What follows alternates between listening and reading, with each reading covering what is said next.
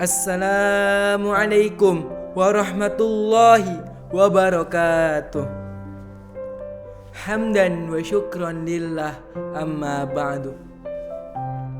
Yang saya hormati Ketua Yayasan sekaligus pengasuh Pondok Pesantren As-Siddiqiyah, yakni Kyai Adi Nur Seha LCMPD, Mata'anallah fitulil hayah. Yang saya hormati dan saya muliakan juga Wakil Pengasuh Pondok Pesantren As-Siddiqiyah, yakni Kyai Edi Hamdi WHD, Mata'anallah fitulil hayah.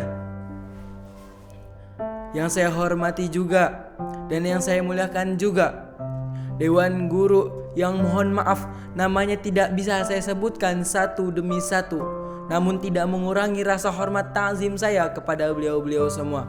Semoga beliau-beliau semua diberikan umur yang barokah, umur panjang, umur yang diridhoi oleh Allah Subhanahu wa taala, dan keberkahan hidup di dunia maupun di akhirat. Amin.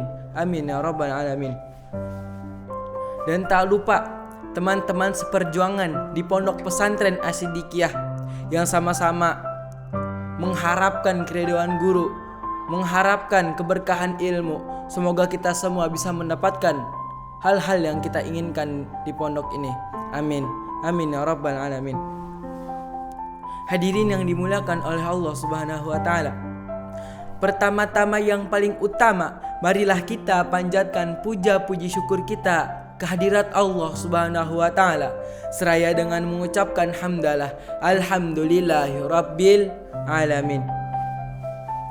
Salawat dan salam kita haturkan kepada suri tauladan sepanjang zaman yang tidak ingin hidupnya mapan, sang proklamator ulung yang tidak pernah naik motor, sang revolusioner yang tidak pernah pamer, yakni baginda yang mulia Nabi Muhammad sallallahu alaihi wasallam. Semoga kita diberikan keistiqomahan dalam mengamalkan amalan-amalan sunnahnya dan bersolawat kepadanya. Amin. Amin ya rabbal alamin.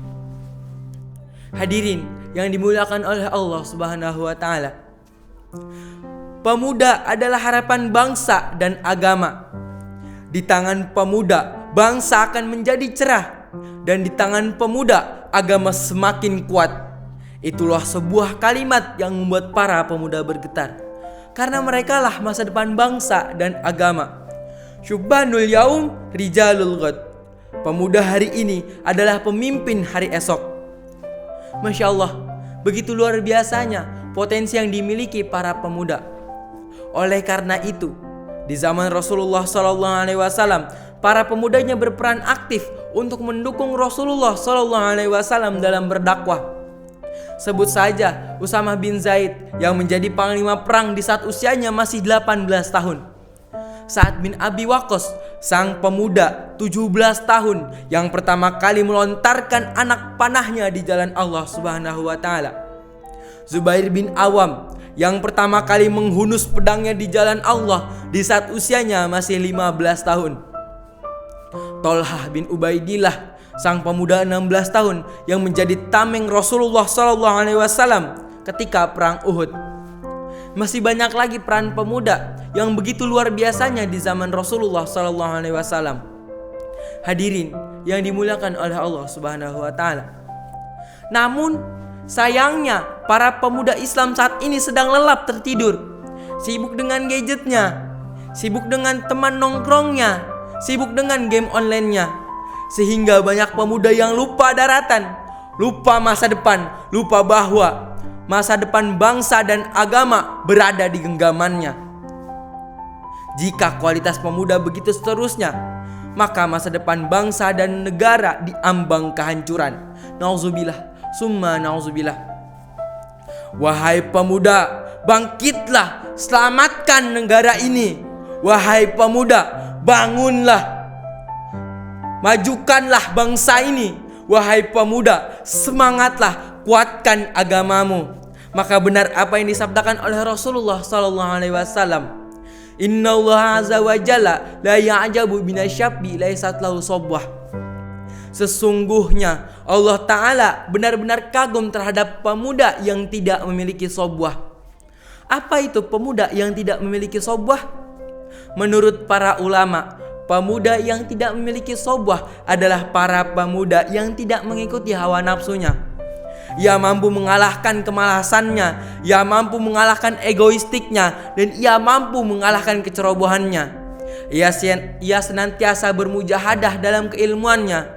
Ia senantiasa berjuang untuk mengembangkan kekuatan bakatnya, dan ia senantiasa tak pernah putus asa dalam meraih cita-citanya. Karena pemuda yang tidak memiliki sobwah yakin jika ia mengikuti hawa nafsunya, maka ia akan tersesat dari jalan Allah Subhanahu wa taala.